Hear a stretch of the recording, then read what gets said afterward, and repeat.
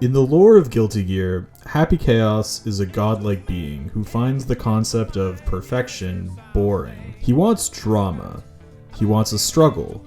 But for the competitive community, since his release in November of 2021, the struggle has mostly belonged to anyone sitting across from him in the player 2 chair. This is the big bad. Never want to bump into a solid Happy Chaos. From steady aim sniping to gapless block strings, Happy Chaos hasn't just been a high tier. He's been the benchmark. If your character couldn't deal with chaos, then your character wasn't viable. Happy Chaos didn't just join the roster. He kind of rewrote the rules of Strive.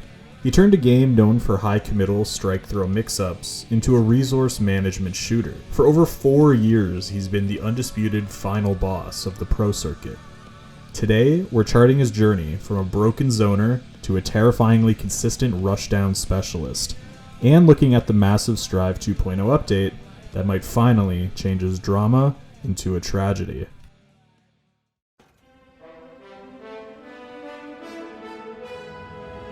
It's just like every time you get hit, you literally have to start over every single time. Oh yeah. When Happy Chaos first launched, players were overwhelmed by his complexity. You had to manage a concentration bar and a 6-round magazine. However, his complexity was only a speed bump on his road to domination. Pro players pretty quickly figured out his kit, and the optimal ways to play him. Right here, Umi show a lot of advantage. It just holds this. Oh, the 5 vowels of death. A-E-I-O-U. A-E-I-O-U. The 5 vowels of death. Stop. Stop. In the early days, steady aim was the move. Happy Chaos could fire almost indefinitely. If you were full screen, you had to block. If you tried to jump, you got shot. If you tried to dash, you got shot. He had too many shots! You want a shot?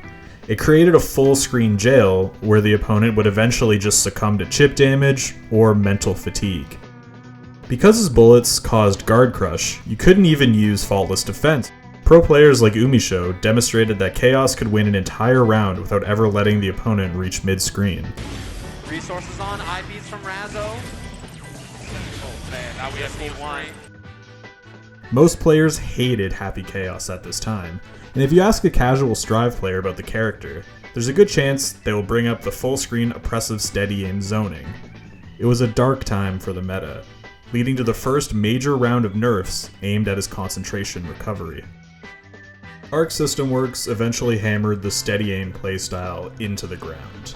They made it drain concentration faster and track slower.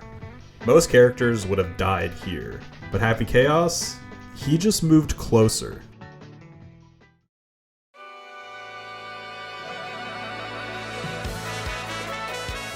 Players shifted to a rushdown style. By using his 236S or H special at the ready during close range pressure, Happy Chaos became one of the only characters in the game who really felt like they were permanently plus. Every time he hit your block, he could fire a shot to reset his frame data. It turned into a guessing game, where the answer was always you lose. Happy Chaos arguably became even more technical, with odd execution that felt totally different than other characters, and even more of an emphasis on managing his 2 resources. But just like before, as soon as high-level players mastered his new tech and playstyle, the blue-haired Messiah was back at the top of the competitive scene. Here comes through the wall, and this is easily one of the greatest snowball effects in the entire game here. We're just gonna run it right back with another Deus Ex Machina. At this stage, he wasn't a zoner anymore. He was a gun-fu specialist who could kill you from a single interaction at center stage.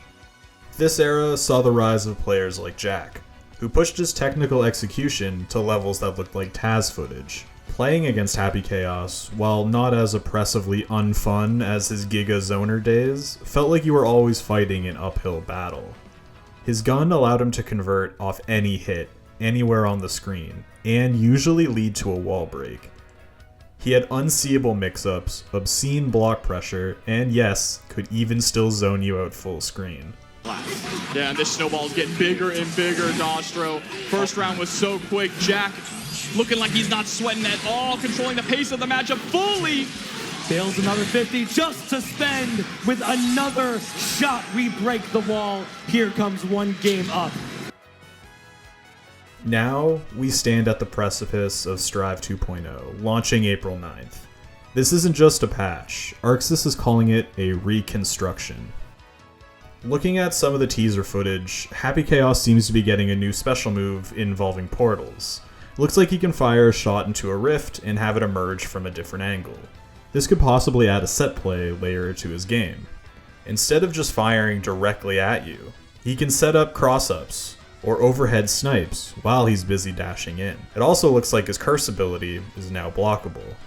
While not the biggest nerf in the world, it would force Happy Chaos players to be much more intentional with their shots. But these changes, more than their direct representation, hopefully serve as a teaser for the bigger picture, a full change-up to how the character is played. As we now move into the 2.0 era, with Jam and then Robokai joining the fray, the gunslinging messiah faces his biggest challenge yet.